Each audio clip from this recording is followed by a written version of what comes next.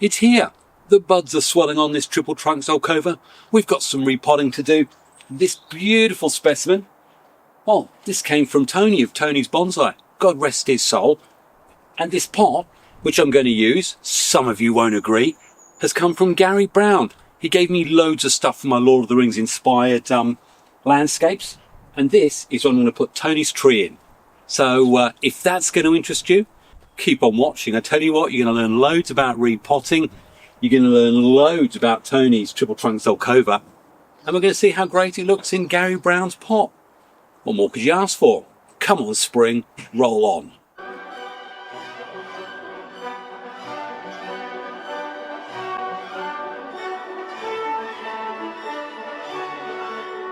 Hi, it's Xavier and welcome to my bonsai retreat. And do you know what?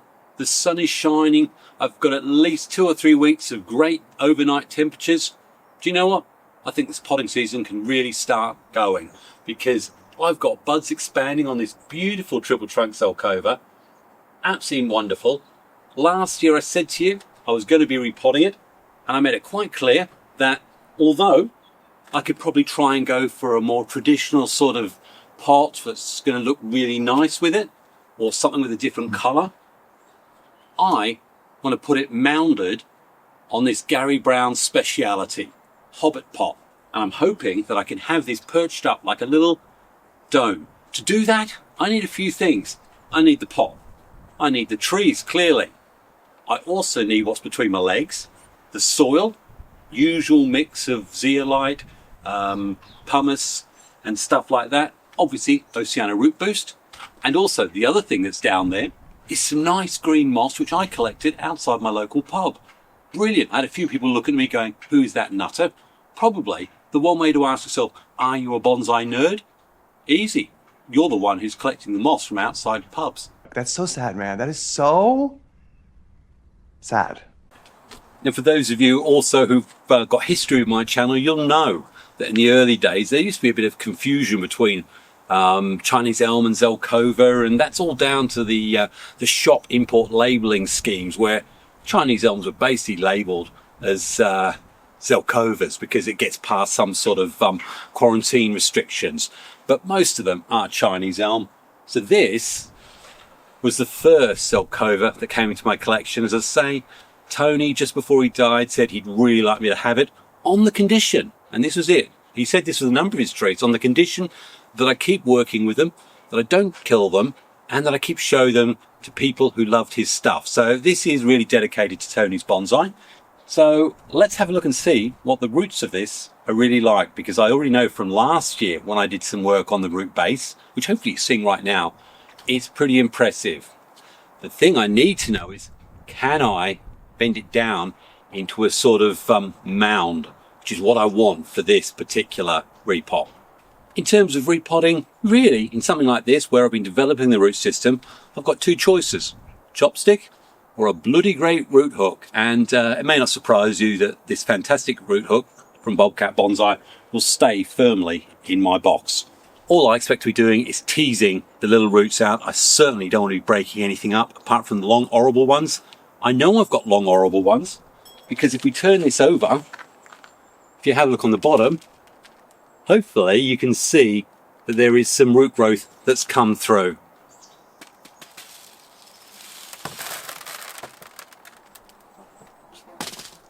Look at that. I love it when all the roots hold together. When that holds together, if that falls apart, you know the problem with the roots. But that looks like it's binding. A load of leaves I want to take off. And then I'm just going to slowly pull that soil away. And hopefully, as you saw before, there's already a pretty good surface selection of roots there. Would I be tempted to saw it in half? Definitely not. This is a much nicer ramified root base, I know that. So let's just keep on taking out this good soil.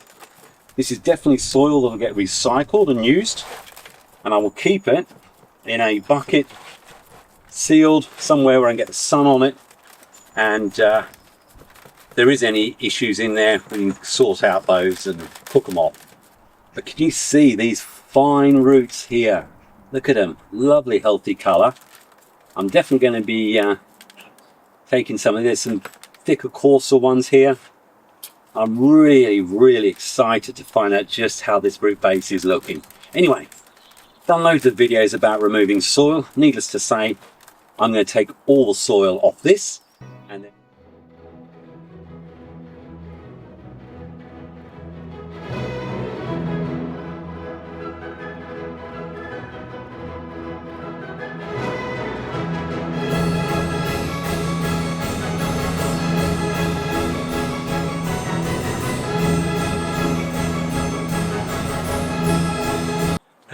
now we've got it to this nice flat base here. I will just continue to slowly tease out, but these three trees are so beautifully together. Feels quite solid. I'm not sure I'm going to be able to get that sort of dome effect, but it's just now about carefully continuing that process of teasing out your roots. You really at this stage want to be gentle, you want to be careful. Some of these are delicate and some of these are really going to benefit your tree. You don't want to be ripping them. I mean, here's an example of what you will get rid of. There's a great big root here. A lot bigger than the finer sort of stuff you can see. These things I definitely will cut. Don't need things like that. And you have a look, so flat.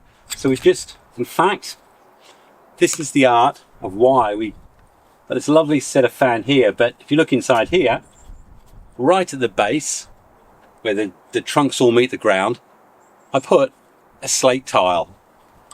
What that means is that inside there, I've got a nice flat area. All the roots are fanning out horizontally. That's the key to getting that nice horizontal root plane. And it was only with that for, I think, 2 years. Look at what we've got now. So all I need to do is basically continue, feed it out, and then I'm going to go back in again with the clippers and just flatten that off. And this tree will do absolutely fine for that. Nice sharp shears. And again, as we always say, the ramification, the root system should reflect the ramification in the branches and the twigginess of the tree. I think in this case, you can definitely see that's the case. I'm also just taking away some of the surface roots. There's roots that we've got, like this one here. I don't know if you can see, it's poking upwards. It's an upward one. We don't want that. Big fat one here. I might actually no. I'll see if that's going up. I don't want that. And it's like we do with a lot of our root system. Just reduce it until you've got the fanning ones that you want. This has got a beautiful, beautiful root base. It's probably the best that I've achieved. I know that Tony did a lot of the initial work, so I'm not going to try and steal that. But using that slate, making sure you do good combing out, which I did in a video a couple of years ago, produces that. Anyway, I'll stop warbling, get the rest of that soil out, and then we'll come back and see if we can get it into that beautiful pot. And how far do I go? Well, it's not going to be the same as with a maple where I could strip it right back. These are all fusing together nicely, but I've taken probably 50% of the external roots off. A lot of the ones that were coming upwards, but I've still got this mesh of roots. I've tried to get rid of anything that's crossing over. A couple of thick ones here and here.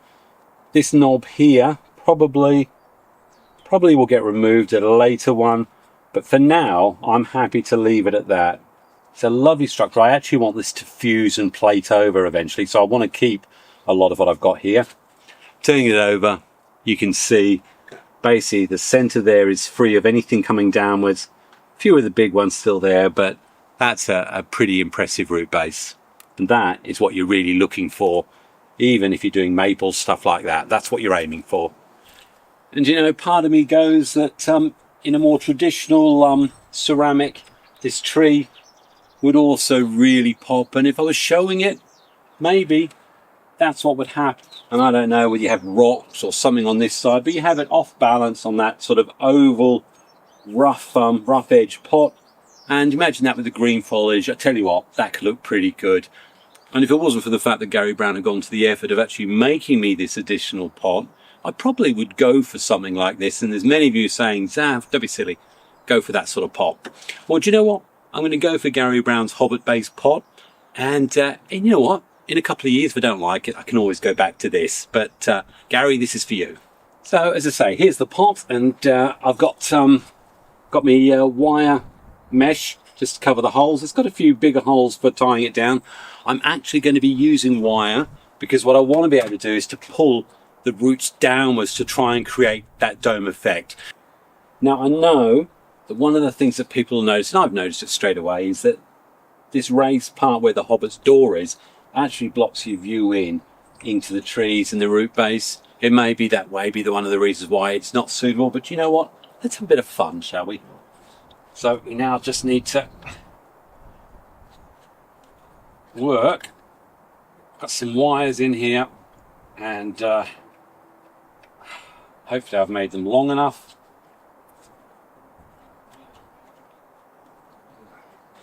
Key is to make sure I get that centered perfectly.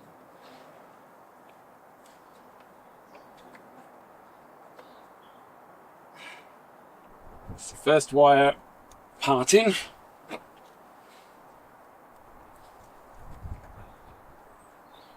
Okay, and then try and get these ones in.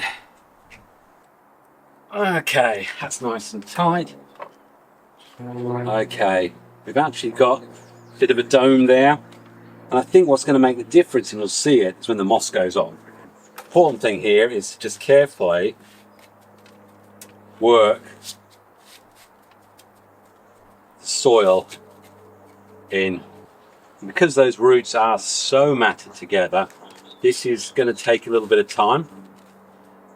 So really don't make sure as I get all that soil in where there could be air pockets or anything like that. So I'm going to slowly work the soil in there, continue to create that dome-like effect, and I'm sure when the green moss goes on, you will see an incredible difference.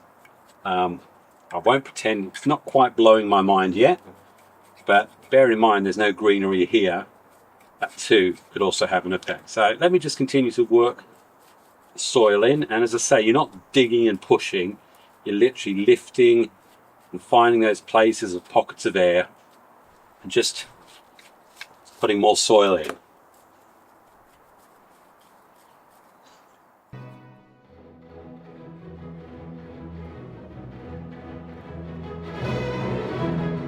Okay, well, all I'm doing now is just getting all those little bits of zeolite and pumice out of this lovely craggy structure that that Gary created. I mean, it really is a spectacular pot he's done here. And if you look back on the video when I visited Gary, and actually we got to see the president of the Bristol Bonsai Club, he's got an incredible mansion right on the Thames of the Bristol-y sort of waterway, whatever it's called. It's probably a name coming up. But he's also created a couple of other really nice, there's a mine shaft type pot that he's created. And he's also the one that does the Jadam spray and the Jadam sulfur. So, you know, lots of good stuff coming from Gary. And you know what? He's only been doing bonsai for 4 or 5 years. So puts me to shame, really. Anyway, what we've got to do, I actually starting to see something. I think when the green comes out over there, that's going to really look good. What I do need to do is get my shears, and I'm just going to start clipping back. You'll notice if we're getting close here, there's quite a lot of ramification. You notice we're getting close, there's quite a lot of really highly ramified branch structure. Again, I direct you, go back 2 years when this was first started. I pruned back really hard. Same thing I did at Chinese elm, back to the primary structure, secondary structure. Then you let it twig out, prune back, twig out, prune back, till you get this lovely fine network of branches. Doesn't take long, a couple of years to get it from there, from what was a pretty bad mat of stuff. Anyway, all I'm going to do is go around things here where we've got, you know, there's about 8 or 9 buds there. Buds haven't started to open. The buds haven't started to open yet, so all we need to do is this.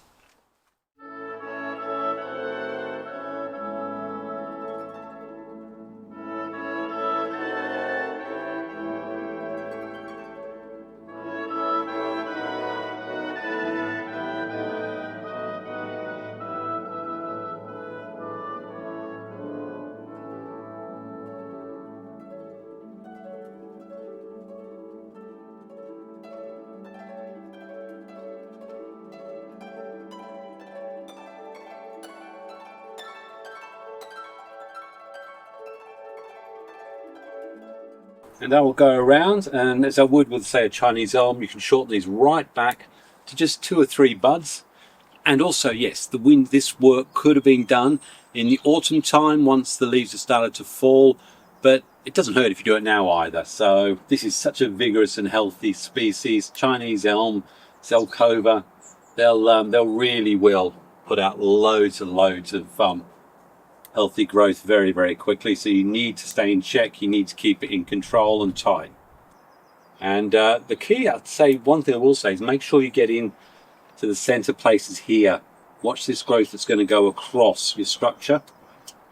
Cut back a lot harder there. And again, higher up you get, the closer in you do that pruning. Absolutely glorious. Do you know what? I am so lucky to have been given this tree and for it to continue to develop like it has. Okay, well, I've done my best. Probably about 10 minutes going around here, and there's a balance problem with this one, and I didn't see it until it's been in the pot, and actually this actually raises it and makes it clearer. I think if we look at it from the front there's something. We've got this branch here. We need a branch that comes out here. Do you know what? If they're healthy, they will back bud. I've got to look out for something here, but what I'm very aware of is that there's already quite a dead area there. So it may be that I don't get the branch that I want there, which it's annoying. It definitely takes the balance away from that. This is the widest spread. I was looking, there was potentially a front maybe there, but I found this very, very ugly. Sometimes you've just got to balance. It may be that what I need to do is find some sort of rock or something that goes there that distracts, because that's really all you're doing. But tell you what, let's get the moss on, and then this thing needs watering. You can see I've taken that right back, and I think it's pretty impressive. So let's get the moss on, shall we? And I find with these that, I mean, ideally there's someone who did remind me that, you know, what you should be doing is when you get to the end of the year, you take your old moss and you grind it down, and you've got the spores, and those spores will eventually grow into a proper mat of moss that will actually hold a lot more securely to the pot. Look at that colour already. Isn't that amazing? Certainly I find if I use metal pins, I'll show you that in a minute, then that can also be very effective at keeping this down. But I'm going to give this complete swathe of green moss. Look at the colour.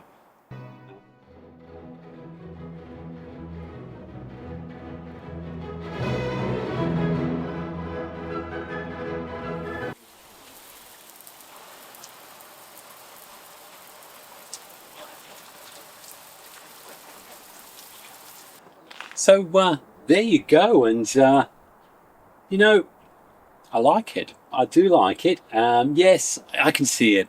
Traditional pot probably make it pop even more. But you know what? In my bonsai retreat, I like stuff to be fun. I like stuff to be part of the community. Tony's tree, Gary's pot. There's so much that's about what this channel's all about. Sometimes you don't need to go for that show-worthy pot. Sometimes it's about including everyone who supported this channel. And Gary has certainly supported me. Spin it round, you know, it's lovely. The green moss gives that balance of colours. Imagine when the green canopy comes out in the May time, and we will get to see it then. But this is definitely one of those cases. I talked about pins. It's where you basically bend the wire over in a staple shape and push them in all the moss. With this one, I'm going to get some chicken netting and just cover over the top. I want to keep this this looking nice. And ideas here, I don't know whether people suggest I should put a big rock here. It's on a slope. It may be. Do you know what? That's how the tree is. Why am I trying to rectify an area that's a bit off kilter? I like it. So in terms of the future, I'm just going to let this go. I'm going to let it continue to grow. It's going to get a load of fertilizer fairly shortly. So those buds are going to pop in the next couple of weeks. And I probably won't do too much apart from giving it a very overall profile haircut sometime end of May. Again, for those of you who know, that the main thing that Gary did for me is he built or create this incredible Lord of the Rings slab, multiple levels that I can use to create using my existing oak ends, which again features in its own playlist, and many of you have got interest in that. Probably you know with oaks I tend to do the repots on those later. That's probably going to hit the end of March, even sometime in early April, and I'll be looking forward to that. But apart from that, if you want to see more about the ends to get yourself ready for it, that's the video. Otherwise, happy bonsai and God bless. Cheers.